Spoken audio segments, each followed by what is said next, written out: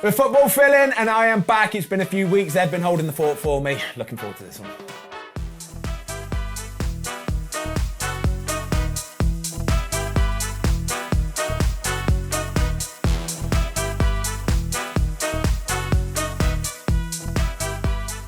Hello everybody, welcome to the football fill-in. I haven't done one of these now for about 3 weeks or something like that. Mark's been holding the fort, Watto's been here having a lovely time. So it is nice to be back, I have missed you all. Before we get into the Premier League talk today, we're actually going to start with a bit of National League talk, lads. That's the first time that's ever happened on the football fill-in, by the way. We're going to talk about Wrexham. Obviously you might have just seen that we've just got promotion. Hopefully you're buzzing for it, and because I'd like to think you're my mates and that you'd support me and you've been like rallying behind the scenes and all that. So what have you made it all? Come on, give me your opinions and all. To be honest, I've got to be fair and say that I've never really been a big fan of Wrexham because I don't think it's a fairy tale to have all that money in the National League. But I must admit, since you've gone there, I have sort of got involved in it, and I think the story starts next season for Wrexham now. I think, you see Salford's gone up and they did the TV series and then they're stuck in that league. Yeah. I think Wrexham now, it's going to be really exciting to see what they can do in the league. Because I think they were always too big for that league, and it's good that they've got promoted. But I think it's been really exciting, the journey they go on now. And it's a great journey for Wrexham fans, of course. And for Ben Foster, what a story. It's been good, hasn't it? I'm buzzed off it, mate. Like, it's been wicked. Like, you keep trying to talk to me and like put me off playing football again and all that, saying that you're too old and all that. You're bang out of order. You're making public enemy number one now. Really buzzing for you, and to come out of retirement, the fairy tale continued. I've watched the games, not all of them. I didn't watch the game on Saturday, but I watched the game against Notts County, and I knew the football gods were going to shine on you when it were a penalty. I knew. I already called it. I'd already text you the saved the penalty, won the day before he even took it. I knew you were saving it. Look, for you, delighted. Obviously, I've got no affinity with Wrexham or anything like that, but the story is really a unique thing. But, Mark's got it nailed on. Salford and the class of 92 have taken them through the leagues. But when you've actually made that next step, it's a real challenge, and the Football League is tough. But what you've done in the 7 games you've played has been amazing, and obviously I've felt part of the journey for you, but we've got to see what the next instalment is, haven't we? We'll see about that. We're not talking about that today anymore, right? So stop trying to get like some little clicks or whatever. What have you made of the level, though? What have you made of the level? If you both probably watched the Notts County game, what do you make of the level of the 2 top teams in the National League? Shit. You're such a dickhead. You're such a dickhead. No, look, you know what? You're fair to shout Notts County. I think I watched that game and I just, it's a bit like Seb was watching the penalty shootout with United and Brighton last night. He wanted United to win, and then when they missed, he went, "I really feel sorry for Brighton." And I was like that for Notts County. Yeah. I thought 100 points in that league. I think you both broke the record. I hope they get up because it was what a game. That was fantastic. You couldn't script it, and I think both those teams. Not that I watch a lot of League Two, I must admit, but I think both those teams deserve to be in it, and.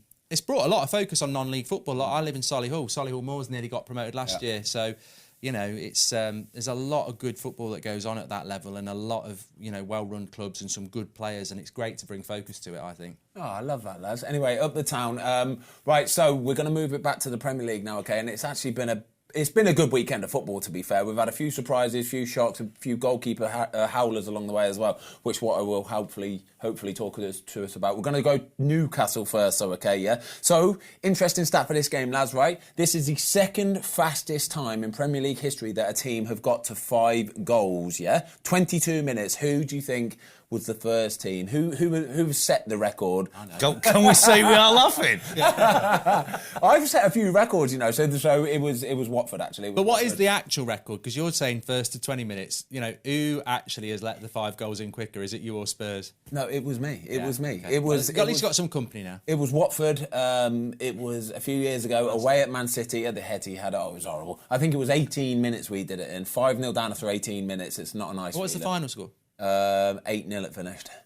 That's not too bad. But you know what? Man City took their foot off the gas that day, as I think Newcastle took their foot off the gas the other day against Tottenham as well. That's how easy it was for them, wasn't it? Oh, it was unbelievable. I mean, I watched that sort of before the United game, and I was like, because it's a battle for fourth, that is. Yeah. You think, oh, this is going to be interesting. And I mean, look, I know there's a lot of, and both of you've played the game as well. I'd like to get your thoughts on it. You get a lot of these people saying that the money should go back to the fans for Spurs fans because, of that performance.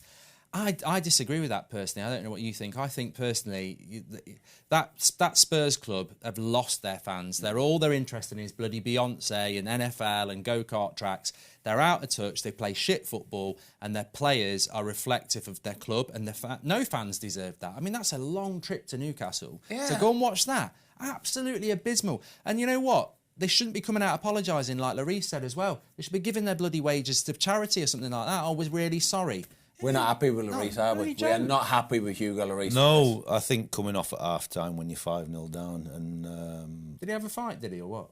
I'm not really sure. I think he's got a stomach upset or something. He's come out and said he's got a bit of a hip injury, OK? So...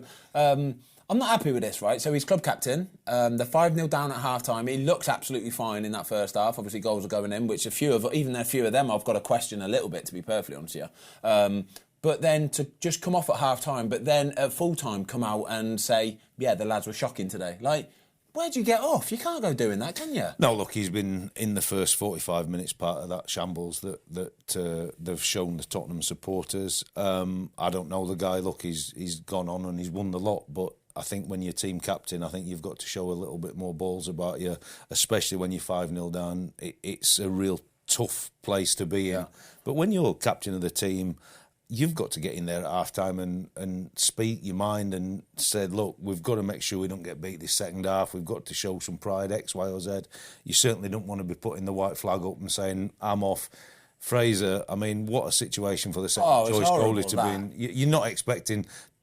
very rarely to come on, but you've gone in at half-time, you've not seen any sign of distress. All of a sudden, I'm off, you're on, all the best, mate, we're 5-0 down, crack on at Newcastle. It's not nice. To be honest, though, he probably was injured. I suspect it was probably lower back pain. I'll tell you what, the one goal that really pissed me off was the Isaac goal, where the angle's ridiculous. I'm absolutely convinced I would save that. There's not much goal to aim at. Here we go then. We've got a goalie coach next year. Well, I was frustrated with that one, and I think he can do better. The only sign that tells me he's injured is a shot from 35 yards for the third one, and you just watch it go in. I mean, I can do that now, and I've just had a new knee. But I thought it deflected or something. It was just It's just giving in. It's giving in. You feel bad for the fans.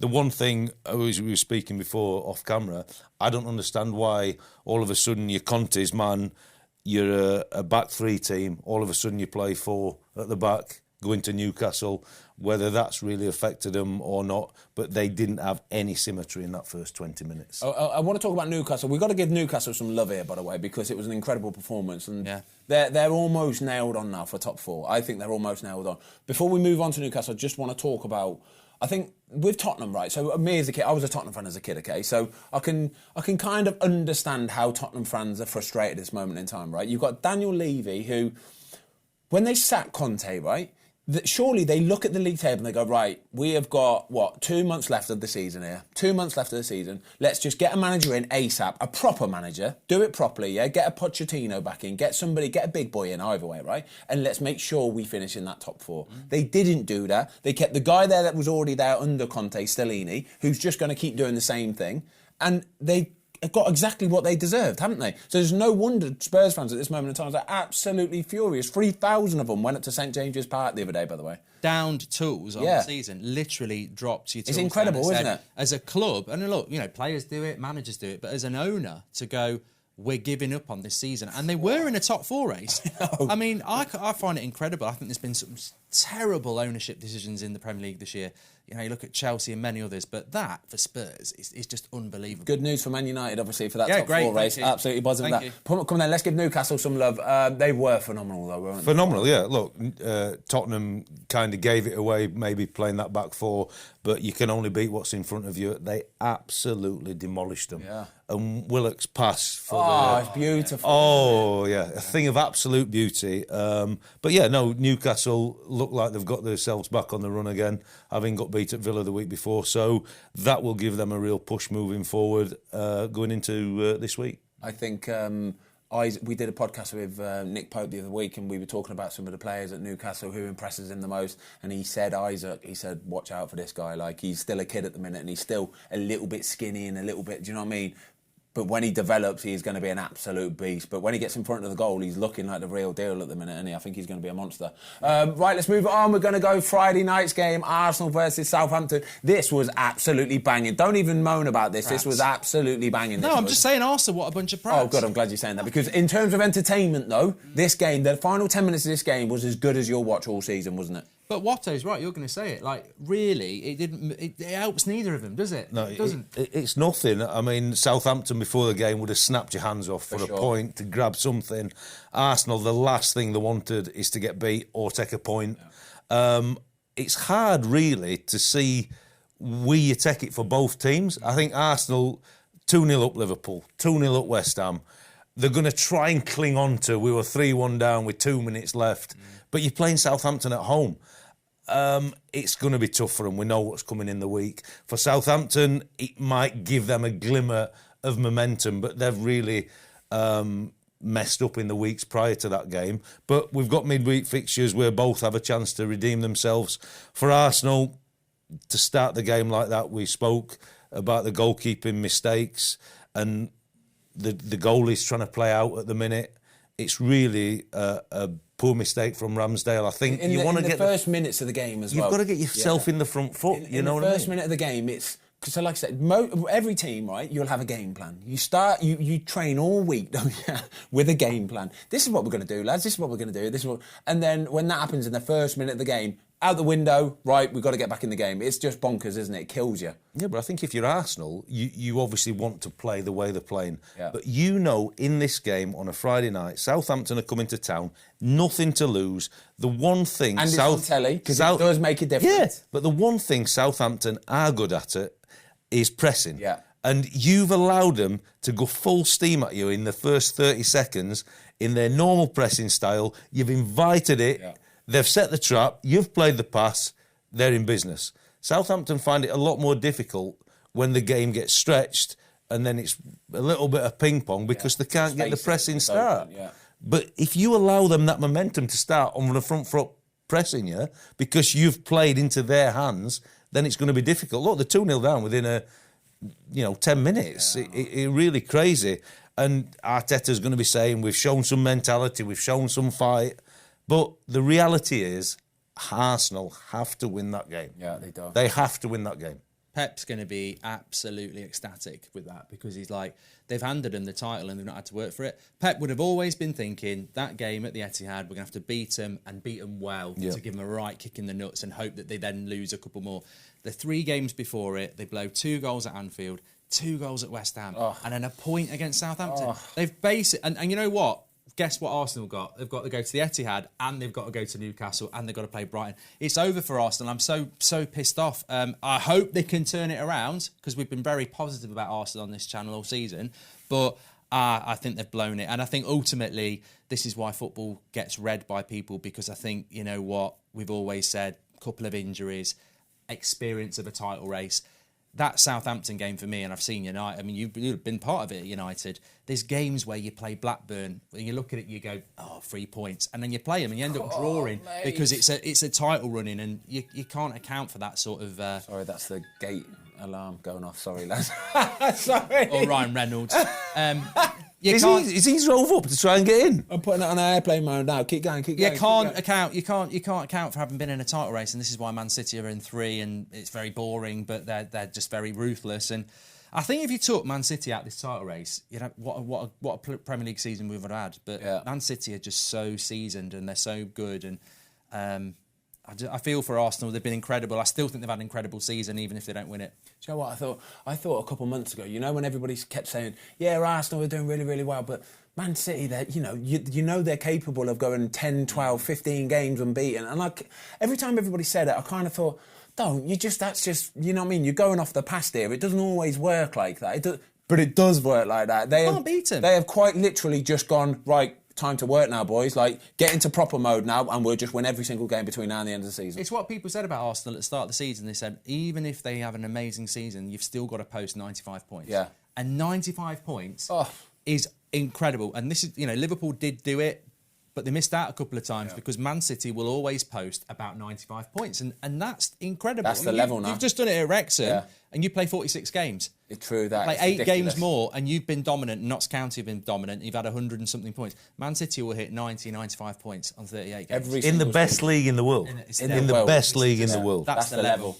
That's the level. That's the level. That's what you're up against. And I will feel really bad for Arsenal the same. I think it would have been really good for them, but unfortunately, I think they've missed the boat. Yeah. I think, do you know what?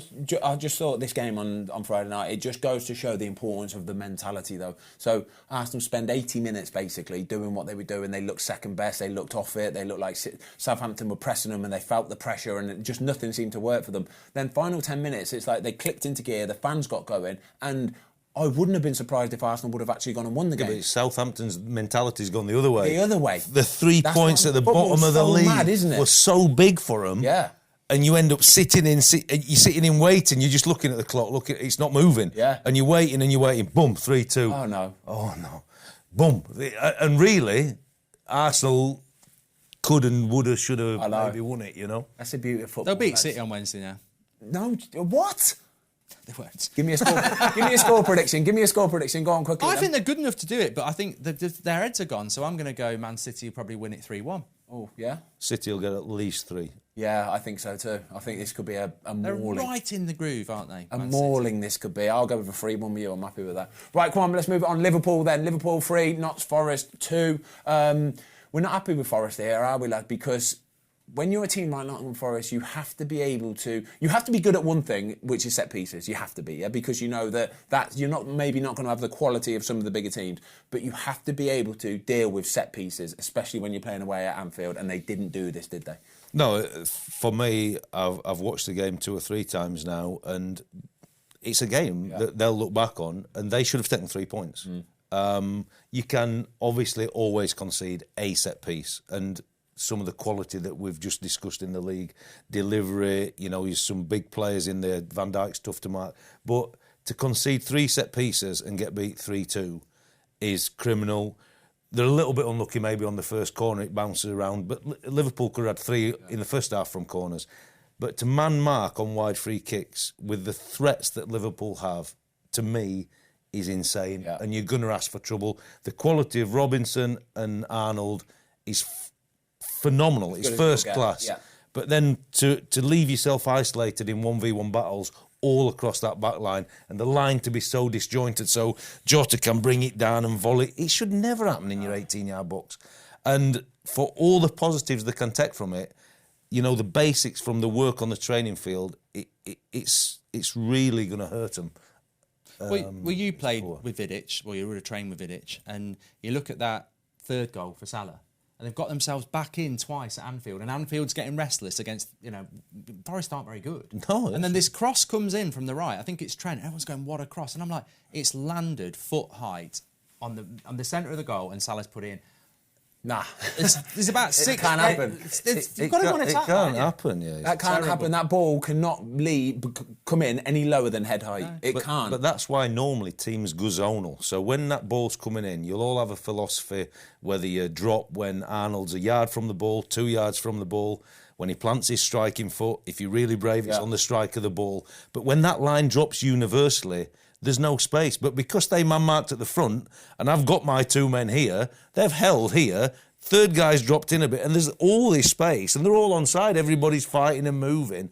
It's just crazy, the spaces that they're left available. It screams of a team that are going to get relegated, doesn't it? Yeah. That's exactly what happens to teams that get relegated. They let in goals like that, and they lose games like that, and that's the reason why they are second from bottom. It's as simple as that. Are they going down, yeah? Yeah, I'm putting them down. And I think, I know we've had that bet about Liverpool, and this is probably why Liverpool won't get top 4, because they should be beating a team like Forest 5 or 6-0. Yeah, they should be, shouldn't they? And everyone's always... You're always in with a chance with Liverpool. Their defence is dreadful. I mean, absolutely. No, they were lucky to come out with a win. Yeah. I think Forest had numerous chances, especially late on in the game as well. Can't defend. I mean, Jordan Henderson and Fabinho, I mean, God, I don't know what cliff they've been on, but they fell off it. It's a big old summer for Liverpool coming up. I think that's what we're going to do anyway. Right, Bournemouth, West Ham. This was a big game, This was a big game, because I think the team that won this almost certainly going to stay up. Almost certainly. And if you'd have lost it, then there's still a little bit of lingering. Do you know what I mean? But West Ham absolutely battered them. At Bournemouth, which is a really tough place to go, by the way, absolutely battered them 4-0. It's a great week for West Ham because they've played Thursday night football in that. It's been a good few weeks for West Ham, actually. That made-up tournament, what is it? The Conference League. It's not easy to go Thursday, Sunday. They've come from 2-0 down at home to Arsenal, which we mentioned, and then they've gone and smashed Bournemouth. But I think Declan Rice and his agent have got it absolutely spot on because I think he's had a dodgy season, but the last few weeks he's going somewhere good in the summer because he is absolutely He'll probably make it into team of the season now. Because you know how footballers vote on team of the season, don't you, mate? But he's brilliant. He's scoring goals, and he looks like the Declan Rice that everybody would probably want to buy. And he's doing it at exactly the right time. Brilliant performance from him yesterday as well. But West Ham were really good, and this is why they needed to stick with David Moyes. There's no point sacking a manager if you haven't got someone who can keep you up. 100%. David Moyes. Maybe they should get rid of him in the summer, but they were good yesterday. If you were going to sack David Moyes, you'd want to go and get a David Moyes, wouldn't you? That's the beauty of it. That's the experience he's had in the league. We spoke, you've spoke, it's a tough place to go, Bournemouth, but he knows what's to come when you go to Bournemouth. We mentioned last week about Gary O'Neill. I think a real solid appointment, no panic in terms of when they had a real bad run. Tough to play West Ham at home, especially when you're Bournemouth a little bit fragile. Set pieces, obviously, they've scored a couple on set plays again. But Moyes would have known what to expect. Tough game for Bournemouth, but they've just got to move on with it. They're going to have to accept that if you're going to be near the bottom, they're going to get the ups and downs. They've had a massive 2 or 3 weeks. They've got Southampton away on Thursday night, and that will be a pivotal moment because if they do win that, as you mentioned, West Ham probably safe. Bournemouth go and win at Southampton, they're probably safe. Southampton beat Bournemouth, then it's all game on. This is the beauty of this part of the season as well, though, because you look at the table now and any one of those teams that wins one either gets them pretty much safe or gets them just out of the relegation zone or drops you back into the relegation zone if you lose. And that's the beauty. I think if Bournemouth beat Southampton in the week, Southampton are Dunsky. Yeah. But then I'd say with 6 games to go, Bournemouth probably only need 1 or 2 wins, don't they? 4 or 5 points max, and they should be safe. Yeah, for sure. We said last week, didn't we? We were sort of saying 37 points probably keeps you safe. Yeah. Unless someone down the bottom just goes and starts winning. Even 35, honestly, I think even 35 would probably keep you safe this season. Yeah. See that 4 hours goal, though? Yeah. Funny little flick, wasn't it? Yeah. It's some finish, that, actually. It was a good some finish. finish. Fair, yeah. Right, who we got next then? We're going to go for Fulham against Leeds, and I'm looking forward to this one, actually, because Meslier for Leeds has come under a bit of shtick lately. A few errors creeping into his game, which is not the kind of thing you want to see at this point in the season as well, when you're struggling as well. No, look, the record with the goals against and things, it's really mounting up for them.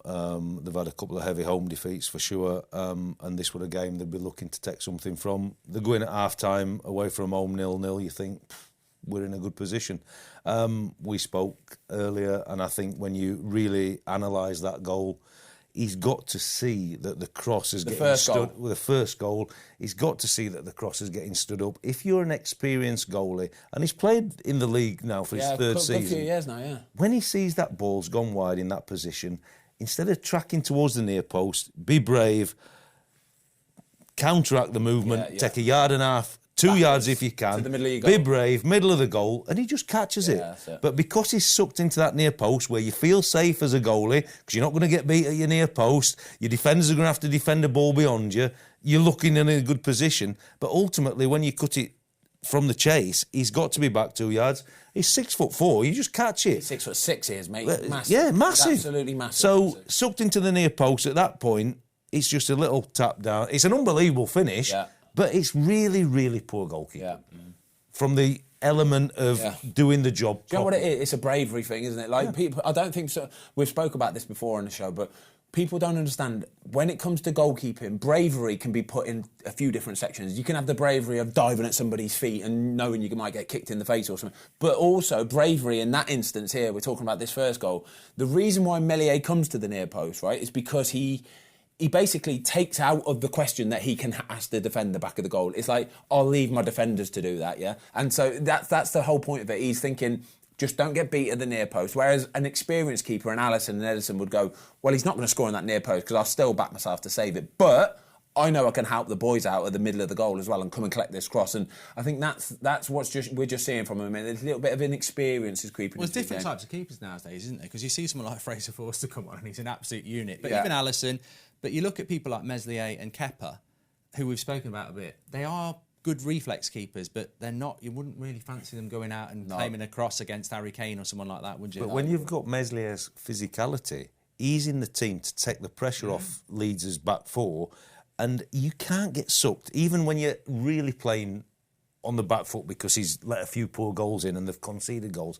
That's when your team needs you. You can't get sucked into that near post. You've got to be taking the pressure off that team, and when you've got his stature, that's got to be your ball as a clean catch, day in, day out. I've got a damning stat for Leeds fans, which you're not probably going to enjoy listening to here. Since March, Leeds have let in 23 goals.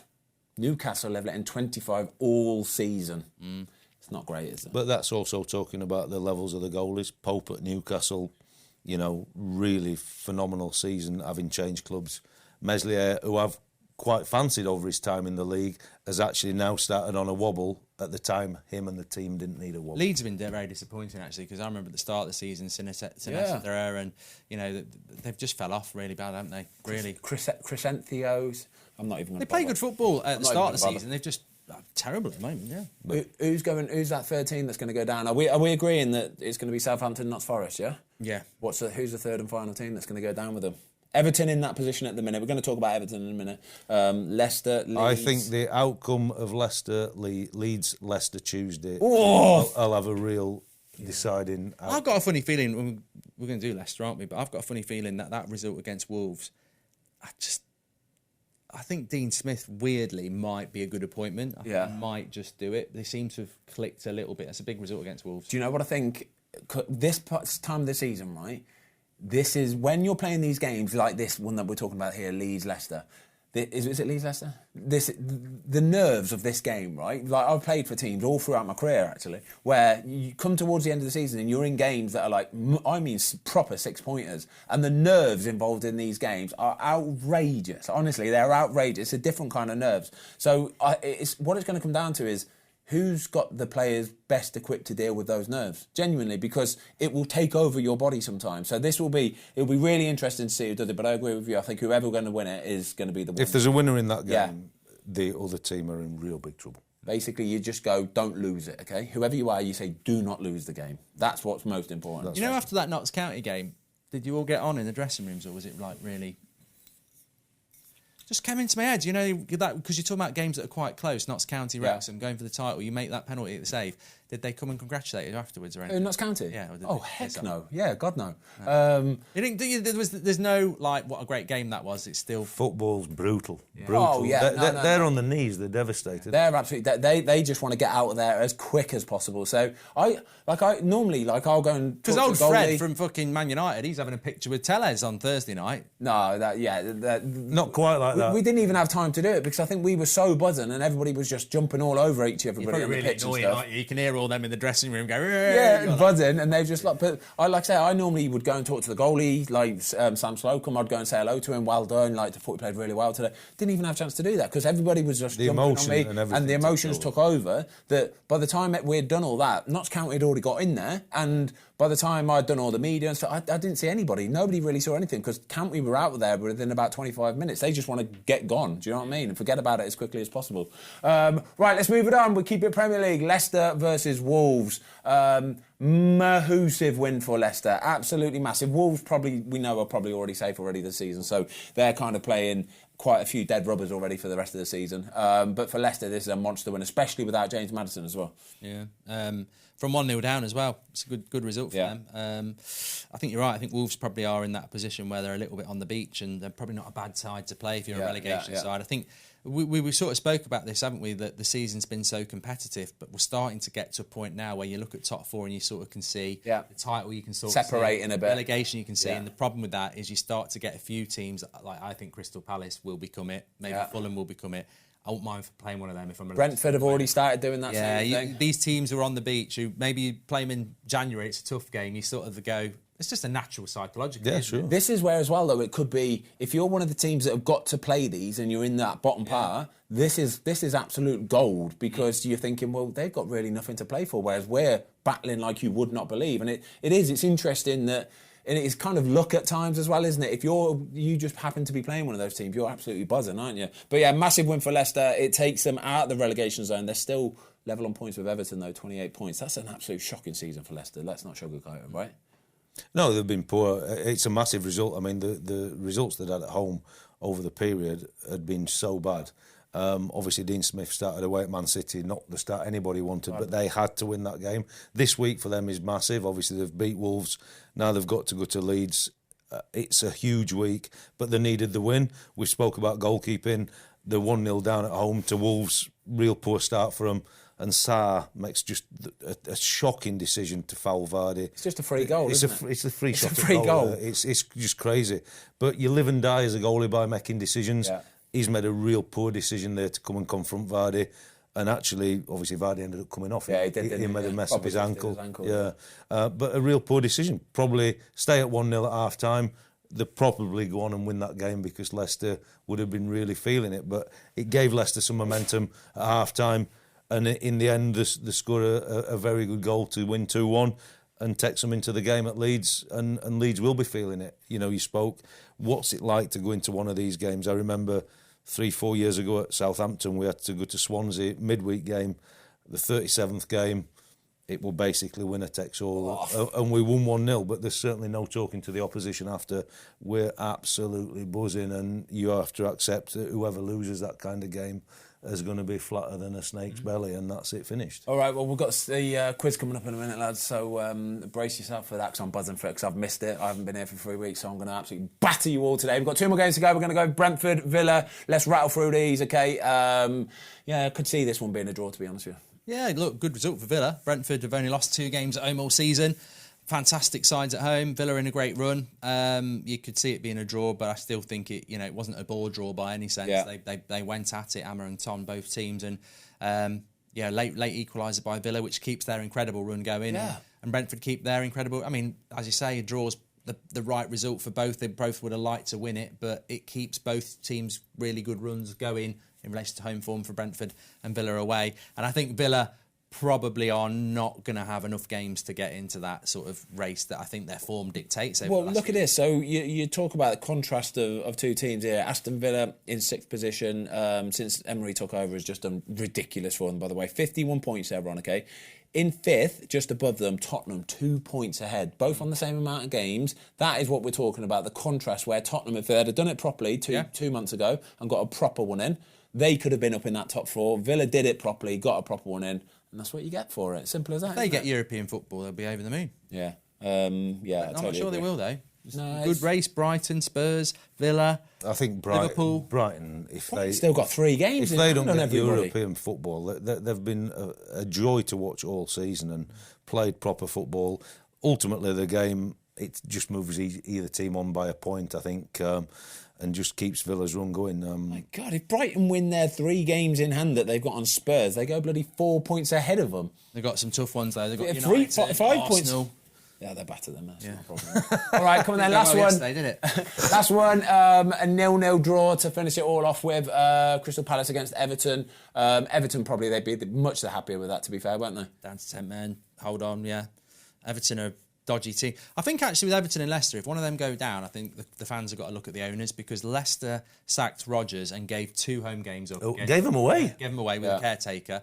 And Everton definitely did it with Lampard. They stuck for 2 games. He had home games. I think he lost to Southampton. So there's about 6 points that those owners messed up, really. So it'll be interesting whether they both stay up or whether one of them goes down by 3 points, because it was points there. A big team's going down this year, lads. I think a big team is going to go down. Everton, Leicester or Leeds. If one of them goes down, all 3 of them are big teams. It's massive, yeah. I think it's a great point for Everton. I think the football gods would tell me that Palace were not going to win from the position 4 on the spin for Roy. He's taken 10 points from 4 games, which is phenomenal. Everton man off for the last 10 minutes. I think, they wouldn't have wanted Leicester to win for sure, but it's a good point, and they've got a big game at home against Newcastle Thursday now, where they need to get something again. But it's a tough game for them. It's all about the fixtures, isn't it? Like, I think if you've got some of these mid-table clubs, you're better off playing them than relegation. Rubbing your clubs, hands. You know, the relegation from threatened teams are going to be giving you absolutely everything you've got. Couple shout-outs quickly. Palace, Roy Hodgson, what an incredible job he's done, by the way. Absolutely turned it around for them. Love you, Roy. And also Sam Johnson, nice to see you back playing a bit of football and making saves as well. I think it's time for the quiz, lads. We good to Do go? it, yeah. Let's go.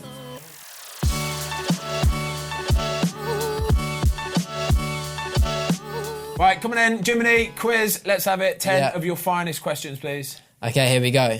Which defender scored the only goal in the Carabao Cup final in 2021? The teams were Chelsea versus Manchester City. Rudiger. Laporte. No. Laporte is the answer.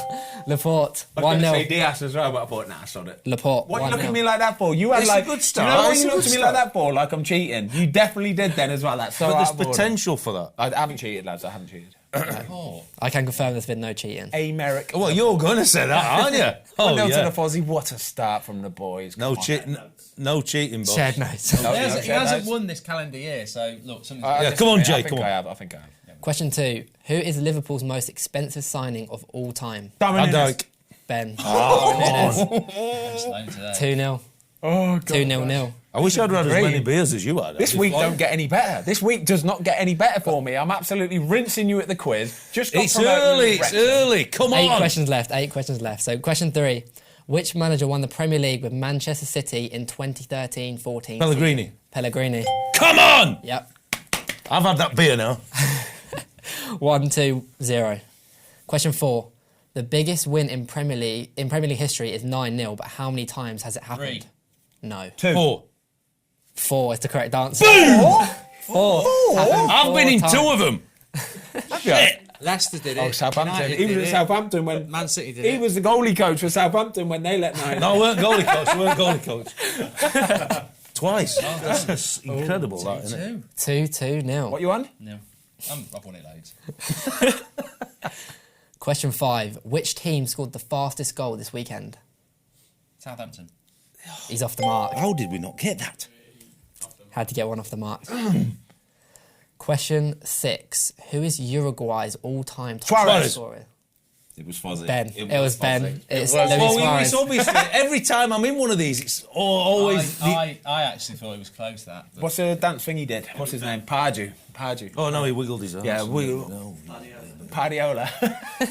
He's never worked properly since. So scores 2-3-1. 3-2-1.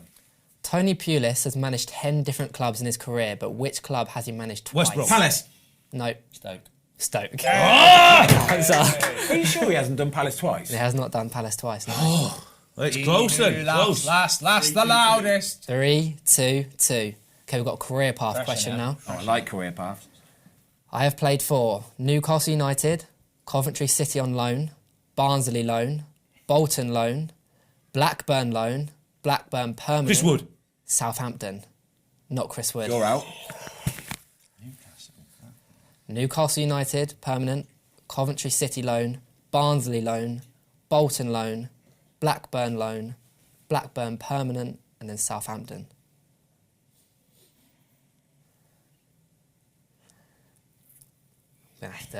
Do a countdown in a minute. 5. Armstrong's the correct answer. There's 2. There's 2. There's 2 Armstrongs at Southampton. Yeah, the striker. What's he called? The one I saved my penalty from. Adam Armstrong. Correct. Adam Armstrong. 4-2! Get him, Fozzie. That was a good That's answer, good. that. That was a really good answer, that. I got it as it were going on. Curious questions, Penno save questions. Yeah, I know. Come on, Jamie. What are the scores? 3, 4, 4, 2. 2-2. 4-2-2. 4-2-2. 2 more questions left. How many penalties were scored in the penalty shootout in the Manchester United 13. Brighton? Watto. 13. Come on. Mark, just go to sleep now, mate. No. If I could give you this point, I would. I know. We should share it. Share. Care and share. Final question. Which manager hit 100 Premier League home wins this weekend? Moyes. No. Bollocks. Yes! I won! No. You can answer it if you want, mate. Go for it. Go on, I don't mind. He said Eddie Howe. Who did he say? Eddie Howe? He said Eddie Howe. Eddie Howe? Go on, Ben. Could you repeat the question, please, Jamie? Countdown. Which manager hit 100 Premier League home wins this weekend? Jurgen Klopp. Correct. No, it come wasn't on. on the board. It is on the board. No, it wasn't. Yeah, it's yes, not on the come board. on. It's not on the board. It's not on the board. It's not on the board. It's not on the Liverpool board. say Liverpool Jurgen 3, Klopp. Forest 2. It doesn't say Jurgen. It doesn't say Jurgen Klopp. I've just won rounded it off. There is no evidence it's on the board, so... This week doesn't get any better. What do you mean there's no evidence? It says Liverpool 3, Forest 2, and it's but- the only home win that we haven't gone. Yeah, but I didn't have time. No, Leicester won. Fulham won. Newcastle won. didn't see Fulham. Let him have his moment. Yeah. Jamie, them questions today were the best selection of questions I have heard from you all season. Thanks, You know Ben. that. Thanks. Proud of you. Thanks. I am. I'm proud of you. We miss you, mate. Oh, I've missed you too, lads. Honestly, it's like, do you know what I mean? They've just slipped back in so seamlessly. Honestly, it's just it's really nice. Go little. Careful. Thank you. Well done, you lot. Anyway, don't worry about it. We had to win at some point. Well, Nice yeah, to we had to get win. it. First win of the year, apparently. Hope you enjoyed it, everybody. We'll see you all soon. Done, guys.